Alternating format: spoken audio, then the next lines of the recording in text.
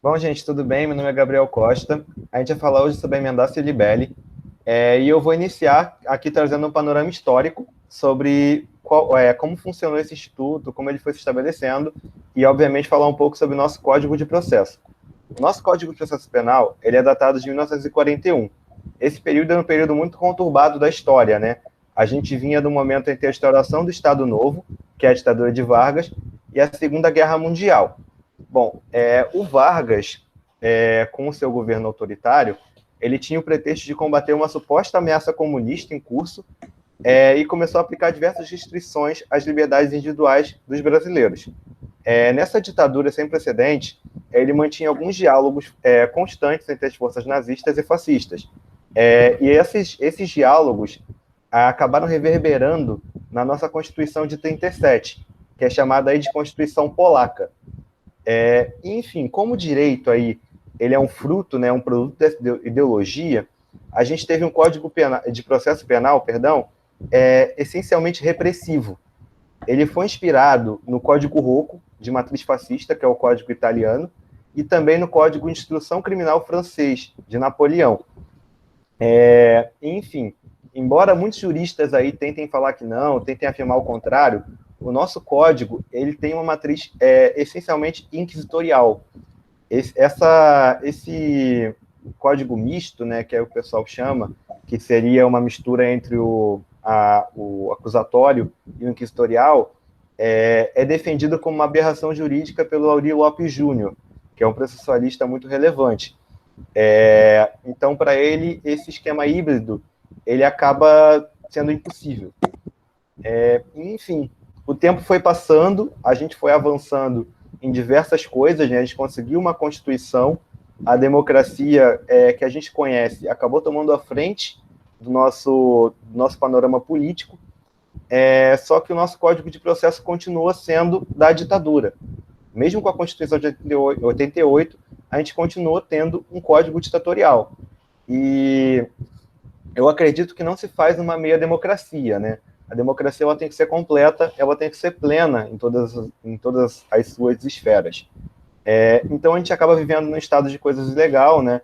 Diversos artigos e entendimentos eles estão em desacordo com a nossa Carta Magna e esse vício estrutural ele é defendido até pelo jurista Lenny Streck, porque o Brasil ele está sempre refém desse sistema inquisitivo que só veio a ser questionado com o Instituto do Juiz das Garantias, só que ainda assim, né, o STF acabou impedindo a sua aplicação, e no artigo 3º desse Juiz das Garantias, a gente tinha, né, a instauração do processo acusatório. A gente tinha claramente, pela primeira vez na legislação, o termo processo acusatório. Mas, enfim, o que a gente tem hoje é uma estrutura que não garante essa inércia do juiz. O juiz ele acaba afetando a sua imparcialidade, porque ele acaba comprometendo a sua originalidade cognitiva. Enfim, o que eu trouxe aqui sobre o direito comparado? Essa emendácio libelli está prevista em diversos códigos de processo da América Latina. Eu trouxe alguns aqui, como, por exemplo, o Código de Processo Argentino, de 2014, que ele traz em seu artigo 401 o Instituto da Emendácio Libelli, o Código de Processo Chileno, de 2000, que no seu artigo 341 traz esse instituto também, e o Código de Processo Paraguaio, de 1998, que no artigo 400 também traz esse instituto. O grande diferencial, que eu acredito, é o Código de Processo Uruguaio, que entrou em vigor em 2017. No Código Uruguaio, a gente tem um avanço nesse sentido, que a gente tem um código muito bom no sentido da matriz acusatória. A gente não tem a emendácio libelli, pelo menos eu não encontrei, eu procurei o código inteiro e não encontrei nada da emendácio libelli, e a gente tem uma clara diferenciação aí de funções entre o juiz e o Ministério Público. O Ministério Público acaba sendo realmente bem separado. O juiz ele tem só a função de decidir. É diferente aqui no Brasil, que o juiz pode fazer diversas coisas, como, por exemplo, enfim, a emendácio libelli. E é importante a gente ressaltar também que esse processo aí, né, de alterações do processo penal, ele começa lá com a Guatemala e vem se arrastando até agora. Só que o Brasil ainda não atualizou o seu Código de Processo, né? Infelizmente. Todos os países, quase todos da América Latina, conseguiram readequar os seus códigos para a realidade que a gente tem, para a democracia, e o Brasil ficou para trás. E é importantíssimo que a gente readeque o nosso código para se tornar realmente um processo penal acusatório, um processo penal democrático que vai garantir ampla defesa. E pode passar agora para o próximo. Oi, gente. Meu nome é Inara. Eu vou apresentar os aspectos legislativos da Emendatio Libelli e da Mutatio Libelli também, já fazendo uma análise comparativa entre os artigos que dispõem sobre esses dois institutos na norma brasileira. Então, como o Gabriel dispôs, esses dois institutos estão presentes desde 1941, no Código de Processo Penal vigente, ou seja, ao menos desde 1941 você tem ainda uma estrutura inquisitiva, ou seja, a gente já tinha essa matriz e a gente só perpetuou essa matriz. Em 2008, houve uma lei cujo número é 11.709, tá? 11.709, em que basicamente se mudou alguns aspectos no sentido de limitar e de restringir a atuação do juízo, mas isso ainda não se concretizou de uma maneira democrática, e a gente vai ver o porquê disso. Então, a priori, a Emendatio Libelli está presente no artigo 383, cuja redação é a seguinte. Eu vou ler mais porque fiquei com o aspecto legislativo, e o Breno depois vai aprofundar na doutrina. Então, artigo 383. O juiz, sem modificar a descrição do fato contida na denúncia ou queixa, poderá atribuir-lhe definição jurídica diversa, ainda que, em consequência, tenha de aplicar pena mais grave. Então, dentro desse artigo, a gente vê alguns problemas. Dentre eles, o juiz poder, ou seja, é um ato de poder do juiz, ele simplesmente vai interpretar aquilo e vai aplicar o que ele entender a partir dos fatos, o que gera uma segunda discussão, que a priori, esse artigo ainda se mantém porque acreditam que no processo se dispõe sobre os fatos e não necessariamente sobre a classificação, algo que o Breno vai falar depois também, mais do lado doutrinário. Mas, em virtude do acusado se defender a partir dos fatos e não especificamente da classificação, é que o juiz, em tese, por um viés inquisitorial, poderia mudar a classificação do delito, inclusive para mais grave.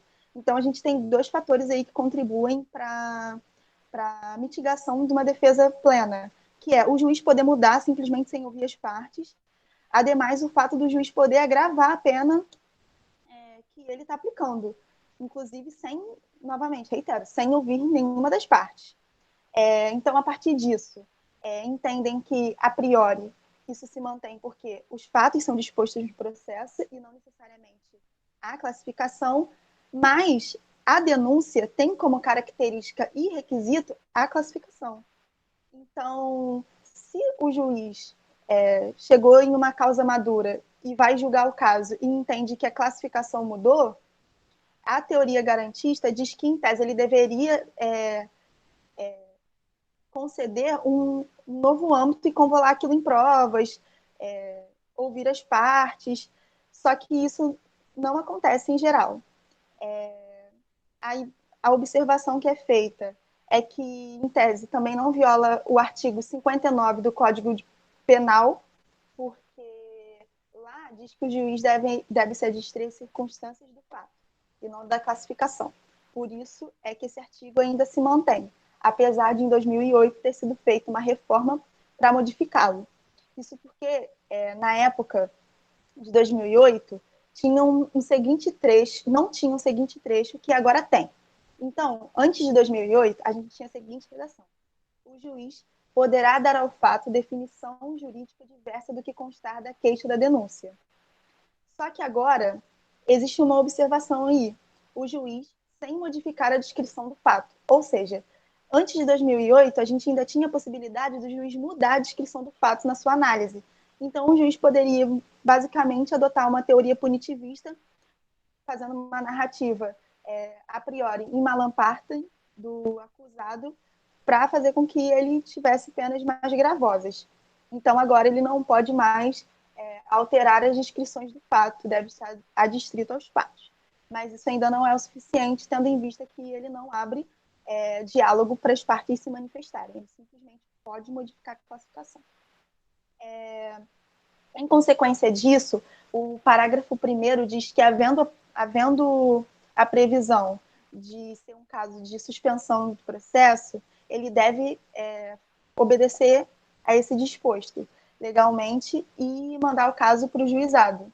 Inclusive, ele deve fazer isso, inclusive, se for competência de outro juízo. Então, a gente tem aí 2 restrições que foram incluídas pela lei de 2008. Então, essa lei, vou frisar o número dela de novo, 11.719 de 2008, incluiu esses 2 parágrafos que limitou esse poder do juiz.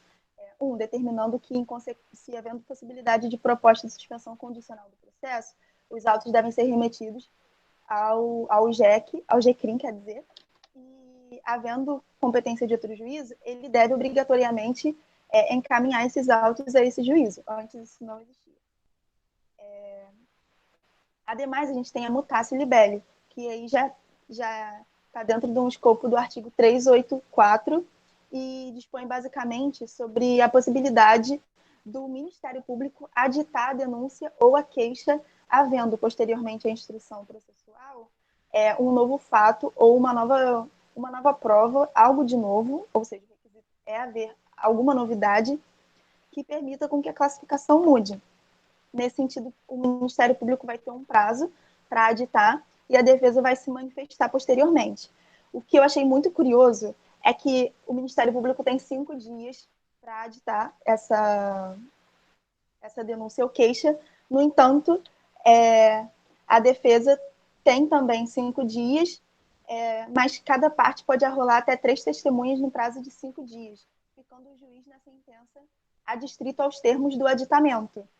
Então, abre o seguinte eixo na minha cabeça. O juiz, depois de adstrito aos termos do aditamento, pode cometer a emendatio libelli, ou seja, depois que houver uma mutatio libelli, pode ocorrer uma emendatio libelli. Ou seja, isso é muito interessante, acho que é uma questão que o Código deixa em aberto, e por uma questão de interpretação em benefício do réu, a gente poderia dizer que, se houvesse o aditamento em benefício do réu para abaixar a aplicação da pena dele em abstrato, os juízes teria obrigatoriamente que observar a classificação que abaixou a pena abstrata dele.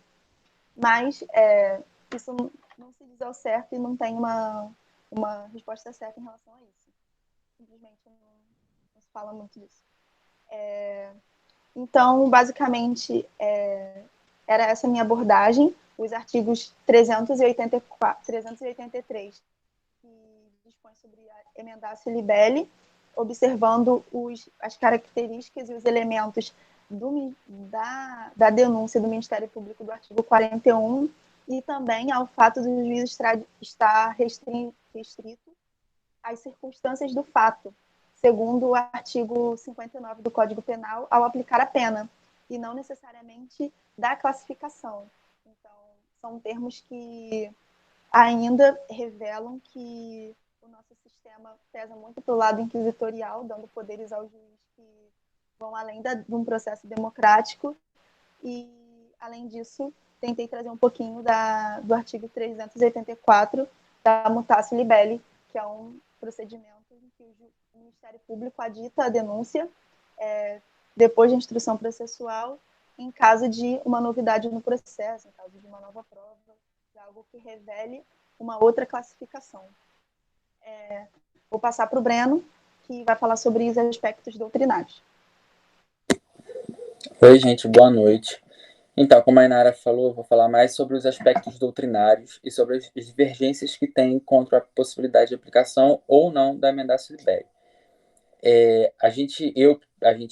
O grupo, a gente vai tomar teve como base um texto do Facebook do professor que ele postou lá no grupo de 2018. Só que esse texto não tem referência de quem escreveu. A gente pode até disponibilizar depois, tá? Primeiramente, como os colegas já falaram, existem dois tipos de sistema penais: o acusatório e o inquisitorial. O inquisitorial, a gente vê a clara confusão entre o acusador e o julgador, e a pessoa que está sendo julgada, ela não é vista como sujeito de direito, mas sim como objeto daquele procedimento. Já no processo acusatório, no sistema acusatório, há uma separação entre o julgador e o acusador, e a pessoa que está sendo acusado, ela é considerada um sujeito de direito e não um simples mero objeto daquele processo.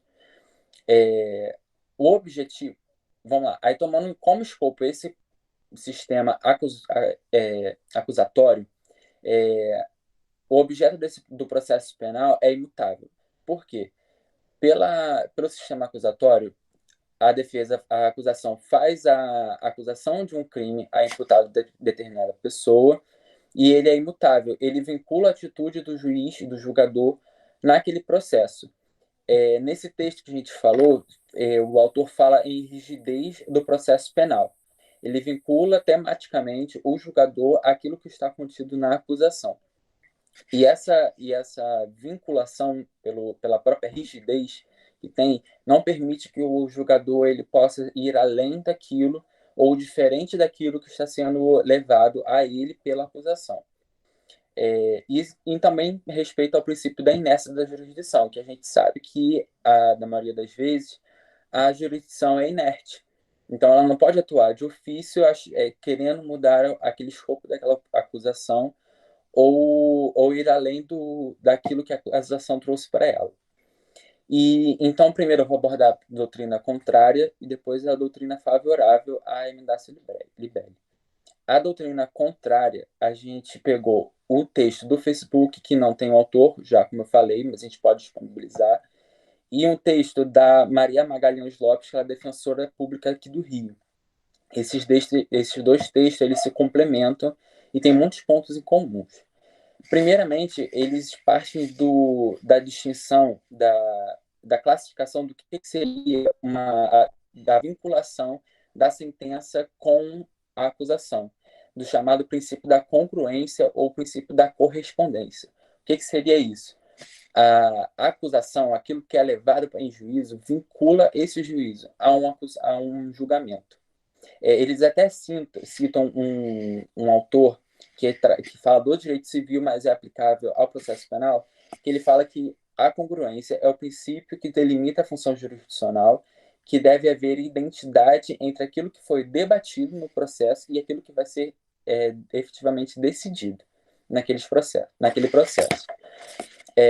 Então, essa vinculação daquilo que foi levado ao juízo e daquilo que vai ser decidido por esse juízo faz muito um diálogo com o princípio da inércia, o princípio da ampla defesa e do contraditório. Tá? E como o Gabriel e a Inara já falaram, nosso CPP, ele tem matriz inquisitorial, sendo que a Constituição tem um sistema acusatório.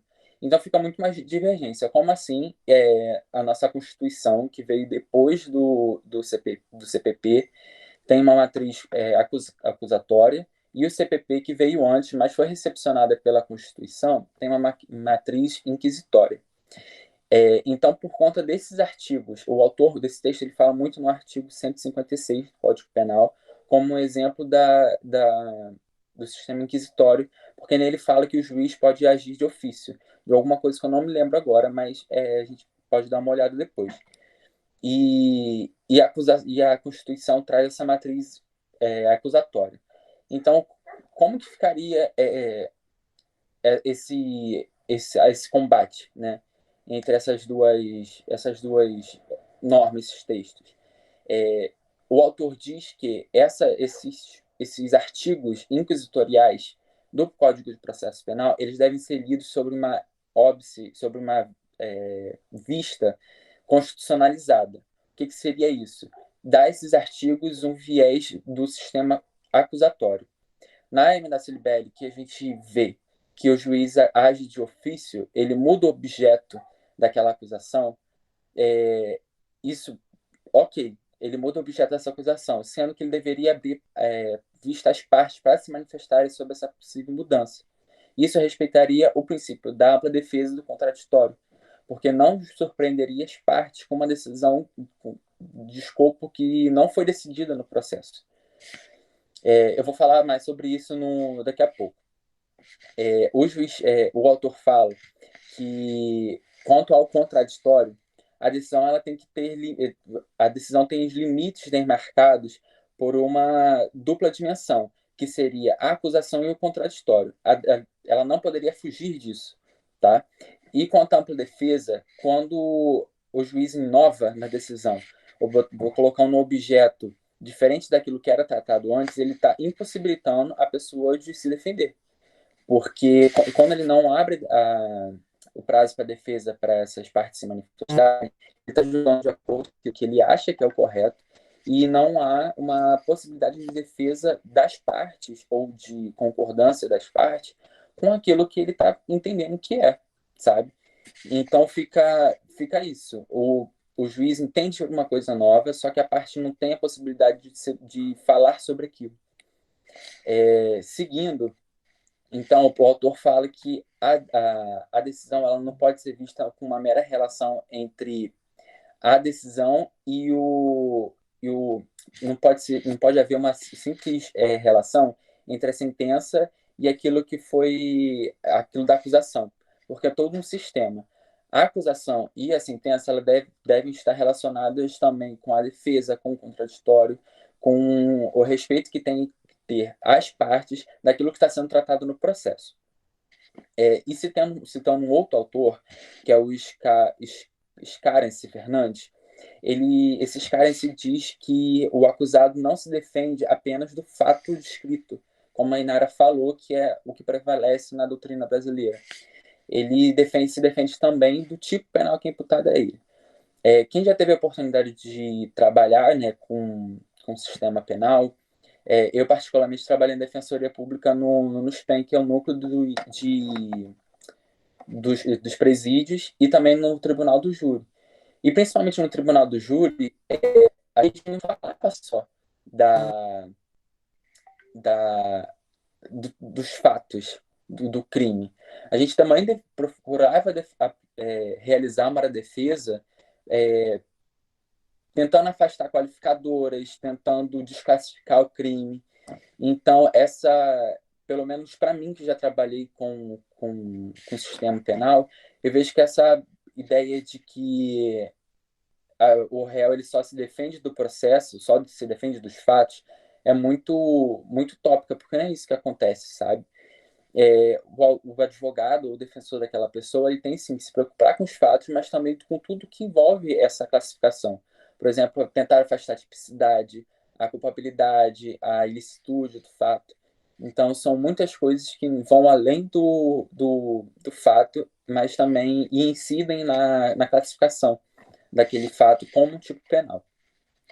E seguindo, o autor fala também de uma possível redução do fato na sentença. Como assim? Tem alguns tipos de penais que eles são decomponíveis, digamos assim. Por exemplo, o roubo e furto. O roubo ele é maior que o furto porque, além da subtração alheia, da subtração da coisa alheia, ele também envolve a violência ou grave ameaça. O autor entende que se a acusação imputa um roubo ao acusado, se o juiz entender como se aquele fato não for um roubo, mas sim um furto, não se caracteriza a emenda Silibelli, porque ele está vendo uma mera redução da imputação que foi imputada àquela pessoa. Então, o problema da emenda Silibelli é quando ela imputa uma coisa a mais ou quando ela imputa uma coisa diferente daquilo que a acusação promoveu, entende? E essa imputação a mais ou diferente é justamente a complicação que tem nisso, porque o juiz, ele quebra totalmente a sua parcialidade. Ele age de acordo com aquilo que ele acha certo, que ele acha que deveria ser nos autos. Só que tem as posições contrárias a isso. As posições contrárias que eu coloquei aqui, que nós colocamos, foi a do Nutt e a de um autor chamado Paulo Queiroz, que eu também não achei, nós não achamos o livro dele na internet, mas a gente achou um site dele, um blog, digamos assim, que tem várias coisas sobre o processo penal, e esse era um dos artigos que estavam publicados lá.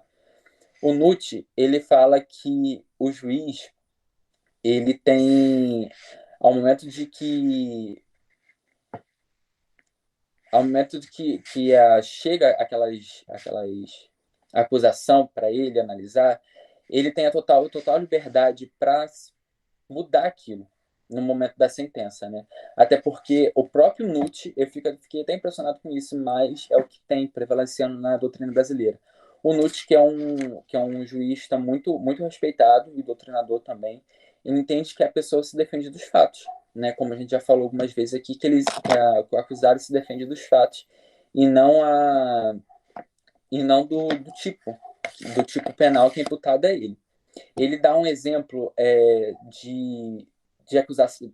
Um exemplo que ele dá a acusação descreve um furto nos fatos lá da acusação. Descreve um furto, mas qualifica esse furto como estelionato. E o juiz, ao ver que na descrição está um furto, mas a acusação imputou como estelionato, o juiz pode desclassificar de estelionato para furto, entende? Só que uma crítica que a gente faz a isso quando a gente vai fazer uma defesa para furto ou para estelionato, são muitas coisas específicas do próprio elemento do tipo penal, da classificação daquilo que foi definido como crime pelo legislador, que nos parece muito incabível você falar que a simples desqualificação do tipo penal está tudo bem, entende? E o Nutt, ele tem essa posição. Esse Paulo Queiroz, ele tem uma posição, pelo artigo que nós lemos, ele tem uma posição com palavras mais radicais. Por quê? Ele fala de que se uma vez tirada a possibilidade do juiz de modificar essa acusação, criaria uma ditadura da acusação, porque o juiz ele estaria simplesmente vinculado àquela acusação, e sendo que o juiz, ao dar uma nova classificação àquele fato, àquela acusação, ele estaria apenas no exercício da sua interpretação. Então, ele vergasta essa possibilidade, essa impossibilidade de não aplicação da emendatio liberi, porque reduziria a acusação, ele fala assim, que a acusação ditaria todo o processo penal. E o juiz estaria ali como apenas um meio de processo, só para formalidade. E uma outra... Essas foram as duas doutrinas divergentes que nós colocamos. E o outro ponto é quanto à possibilidade de recebimento possibilidade de aplicação da emendatio liberi no recebimento dessa acusação, no recebimento da denúncia. Por quê? A emendatio liberi, nessas duas correntes que a gente falou, ela é aplicada na sentença. Ela está contida no capítulo da sentença lá do Código de Processo Penal. Só que tem essa discussão doutrinária de se ela pode ser aplicada ou não no momento do recebimento da denúncia.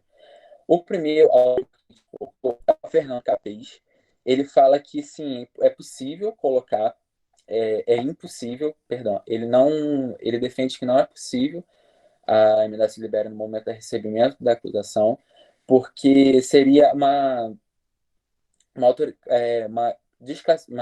mudança da classificação do fato no momento que não é servível para isso, porque a emendatio liberi ela é aplicável somente à sentença, porque ela está no Código Penal assim. E a defensora pública que a gente falou, que é a São Stantini, que é a Maria, ela fala que, apesar de quebrar a imparcialidade do juiz esse recebimento com a emenda Silibelli, seria mais viável porque não precisaria correr um processo inteiro de uma possível desclassificação do crime para chegar no final e ter essa posição contrária. Então, já seria mais cabível colocar a emenda Silibelli no início do processo para o processo correr com a nova classificação. Então, essas foram as divergências doutrinárias por alto, porque elas são bem objetivas, mas são muito detalhadas. São construções muito boas que eles trazem. E eu vou passar agora para o Matheus, que ele vai falar um pouquinho da jurisprudência. Boa noite, professor. Boa noite a todo mundo que está assistindo. Agora eu vou falar um pouco sobre algumas jurisprudências relacionadas à emenda Libelli, que apesar de todas as críticas aqui que nós traçamos, e por alguns doutrinadores também, a sua aplicação é muito pacífica diante de todos os tribunais. O primeiro caso é um julgado recente, que aconteceu agora nesse mês de março de 2021, e trata de recurso de apelação no Tribunal de Justiça do Rio. Agora eu vou dar uma narrada no caso para a gente contextualizar melhor. No caso em questão, a ré acusada de obter para si vantagem ilícita mediante meio fraudulento, totalizando um pouco mais de R$ 14.200 em prejuízo à empresa situada no aeroporto Galeão. A acusada era assistente administrativa do estabelecimento e forjava lançamento das vendas por contingência. Ela registrava que o pagamento havia ocorrido por cartão de crédito, quando, na verdade, o pagamento tinha sido realizado em espécie. E o que ela fazia? Ela pegava o dinheiro dado pelo cliente para ela própria e, em um primeiro momento, a empresa entendia que não havia problema nenhum, que o adimplemento havia sido realizado pelo cartão de crédito do cliente. E também pelo fato da verificação contra a fraude pela própria empresa era feita somente no mês seguinte, a ré conseguiu burlar o controle diário do caixa por mais ou menos uma semana. Em julgamento na primeira instância, ela foi incursa no artigo 171 caput do Código Penal e absolvida com fundamento no inciso 3º do artigo 386 do CPP. O juiz, para justificar a absolvição da acusada, disse que, pelo fato dela ter praticado o crime de apropriação indébita, descrito no artigo 168, na verdade, e não o de estelionato, como apresentado na denúncia, seria hipótese de mutatio libelli, ou seja, haveria necessidade do aditamento da denúncia pelo Ministério Público para adicionar os fatos necessários para que se obtenha uma condenação. Igualmente, como a Inara explicou melhor um pouco mais cedo. O Ministério Público não ficou satisfeito e recorreu. Em segunda instância, o desembargador entendeu que a materialidade e a autoria dos fatos imputados na denúncia foram devidamente comprovados. Entretanto, não se tratava de crime de estelionato, e sim crime de apropriação indébita. Esse entendimento está em conformidade com o juízo de primeiro grau. Diante disso, o desembargador defende que, nesse caso, seria, na verdade, hipótese de emendatio libelli, e não de mutatio. E pelo fato da conduta em si da acusada encontrar perfeitamente descrita na denúncia, ou seja, não havendo nenhuma necessidade de aditamento, o único equívoco do Ministério Público nessa situação foi em relação ao tipo penal imputado a essa conduta. Por isso, a ré em segunda instância foi condenada pelo crime de apropriação indébita com fundamento no artigo 383 do CPP. Como foi visto, apesar do equívoco do juiz em primeira instância, o desembargador entende que, pelo fato do conteúdo fatídico em si ter descrito de maneira completa na denúncia oferecida pelo Ministério Público, cabe ao magistrado julgar de acordo com o princípio da emendatio libelli, isso é, não modificando o fato, mas atribuindo definição jurídica diversa daquela apresentada na denúncia. E, nesse caso, foi a desqualificação do crime de estelionato para o crime de apropriação indébita. O desembargador ainda cita a jurisprudência do STJ para embasar seu posicionamento, e eu vou ler um trecho aqui para esclarecer melhor. Abre aspas. É pacífico o entendimento dessa Corte Superior de que o acusado se defende dos fatos narrados na denúncia e não da capitulação legal nela contida, que é adotada de caráter provisório, sendo permitido ao juiz sentenciante, na oportunidade da prolação de sentença, conferir definição jurídica da conduta diversa, conforme dispõe o artigo 383 do Código de Processo Penal. Embora a denúncia haja imputado ao réu a prática de estelionato, logrou descrever, inquestionavelmente, moldura fática compatível com a justificação. Como deu para ver, o julgamento do desembargador está completamente de acordo com o entendimento do STJ. O réu do processo se defende dos fatos narrados da denúncia e não da capitulação legal. Por isso, nessas situações, cabe a emendatio libelli. E aqui a gente vê que, apesar das diversas críticas que a gente traçou aqui, da questão da defesa, né, porque o réu realmente ele se defende pelo contexto todo da denúncia, não só dos fatos, mas também da imputação legal. Mas, apesar disso, é entendimento pacífico do STJ e dos tribunais. Outra questão importante sobre a emendatio libelli é sobre sua aplicação em decisões proferidas em segunda instância. Como se vê no artigo 617 do CPP, a pena só poderá ser agravada caso o órgão acusador também tenha apelado a sentença. Isso em recursos que apenas o réu tenha apelado à sentença, é necessário que seja respeitado o princípio non reformatio impedius. Esse princípio veda qualquer tipo de agravamento de situação jurídica do réu pelos tribunais em face de recurso interposto exclusivamente pela defesa.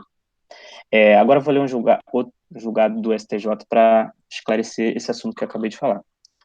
Abre aspas. No termo do artigo 383 do Código de Processo Penal, emendatio libelli consiste na atribuição de definição jurídica diversa ao arcabouço fático descrito na inicial acusatória. Ainda que isso implique agravamento da situação jurídica do réu, mantendo-se, contudo, intocada a correlação fática entre acusação e sentença. Afinal, o réu defende-se dos fatos do processo penal. O momento adequado à realização da emendatio libelli pelo órgão jurisdicional é o momento de proferir sentença, haja vista que o parquet é o titular da ação penal, a quem se atribui o poder-dever da capitulação jurídica do fato imputado. Como corolário da devolutividade recursal vertical ampla, inerente à apelação, desde que a matéria tenha sido devolvida em extensão plenamente possível ao tribunal realizar emendatio libelli para a correta aplicação da hipótese de incidência, desde que dentro da matéria devolvida e não implique reformatio impedius, caso haja recurso exclusivo da defesa. Nesse caso, o parquet expressamente devolveu o capítulo da condenação pela corrupção de menores, sob o mesmo contexto fático descrito na denúncia, segundo a qual o réu corrompeu os 3 adolescentes para praticar o crime de roubo. A sentença, equivocadamente, considerou o crime de corrupção de menores como material, contudo, reformando para incidir corretamente o tipo. O tribunal entendeu tratar-se de crime formal, por ser irrelevante aferir eventual prática de crime anterior do menor. Por conseguinte, não se violou a congruência a congruência e a devolutividade em extensão, tendo em vista o recuso do Ministério Público, o que afasta a tese de reformatio impedius. Superando isso, outra hipótese também de emendatio libelli foi também explicado um pouco melhor pelo Breno, que trata da aplicação da emendatio libelli em momentos antes, em situações antes da sentença, logo após o recebimento da denúncia ou queixa. E agora vou ler outro julgado do STJ em relação a isso. Abre aspas. Além disso, nos termos do artigo 383 do Código de Processo Penal, é possível ao magistrado atribuir definição jurídica diversa da apresentada pela acusação, desde que não haja acréscimo ou modificação nos fatos narrados da denúncia. A emendatio libelli, entretanto, não é admitida em momento anterior ao da prolação da sentença, exceto quando a subsunção típica inadequada a causar prejuízos evidentes ao acusado, trazendo reflexo no campo da competência absoluta, do procedimento adequado, ou quando o excesso acusatório restringir benefícios penais. Fecha aspas. Dessa forma, é possível concluir, em regra, que a emendatio libelli é admitida no momento da prolação da sentença e, excepcionalmente, no ato do recebimento da denúncia ou queixa, em situações que beneficiam o réu para permitir a correta fixação da competência ou do procedimento a ser adotado. E questão de jurisprudência é isso. Agora eu passo a palavra ao Gabriel para traçar umas considerações finais. Pessoal, eu falei um pouco sobre legislação comparada, só que para não ficar lendo diversos códigos aqui, ficar lendo vários artigos, eu vou disponibilizar tanto do CPP argentino, como do chileno, do paraguaio e do uruguaio, os pontos onde eu falei sobre a emendatio libelli, e vou trazer uma tradução também para facilitar o entendimento. Basicamente, eles têm uma matriz muito semelhante. O artigo ele segue o mesmo modelo, né, em todos esses códigos, exceto o uruguaio, né? O código uruguaio ele é bem mais garantista do que esses outros códigos. Ele realmente incorporou uma matriz acusatória. Existe uma clara diferenciação aí entre quem julga, entre quem acusa. Não tem essa interferência tão grande. O Código de Processo Argentino, ele teve uma melhora também, né? Ele é de 2014, ele é recente. Ele até instituiu o juiz das garantias, que a gente teria instituído aqui no Brasil também. Só que ele tem alguns problemas, como, por exemplo, a manutenção da emendácia libelli da forma que está, né? Mas, enfim, tudo isso vai estar disponibilizado de maneira traduzida e aí dá para a gente ler, dialogar, tirar nossas próprias conclusões acerca de cada código. E é isso, gente. E a gente vai disponibilizar também esses textos que a gente colocou como base para as comparações doutrinárias, tá? Inclusive o texto do autor desconhecido, que está no Facebook, a gente vai colocar lá. E a gente recomenda muito a leitura porque é um texto muito elucidativo. Muito bom. Obrigada, gente. Boa noite. Ou bom dia. Obrigado, gente. Tchau, tchau, gente. Tchau. Obrigado pela Tchau, Obrigado. atenção. gente. Tchau.